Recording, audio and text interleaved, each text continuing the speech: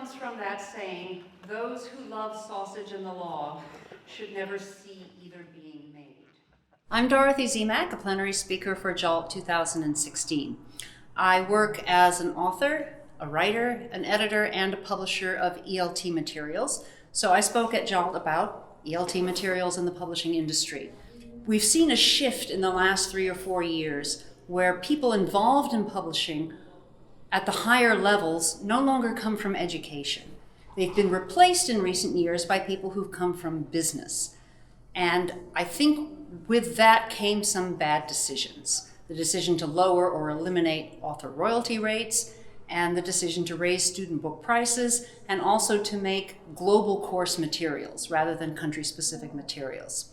So I was talking at JALT about the effects that lower or eliminated author royalty rates have on materials. Authors are less invested, they have less power and input into curriculum design and course design and book content.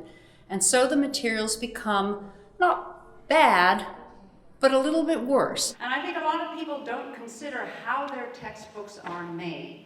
I don't think those materials are necessarily the best ones for Japan. And I wanted to talk to teachers about why they should care and what people can do about it. And I think if we as a profession come together and teachers say, we care about the quality of our books, we want these topics included for Southeast Asia or for Japan specifically. We want materials that are relevant to our classrooms, and we are willing to pay a fair price for the student book and also to pay for the ancillary materials. And I think it's time for teachers to be willing to pay for those materials again, because it costs the publisher to produce them. So if we return to a system where people working in education come from education, and authors are paid fairly for their work, and teachers are paying a fair price for those things that they genuinely use, I think we get the rising tide that floats all boats.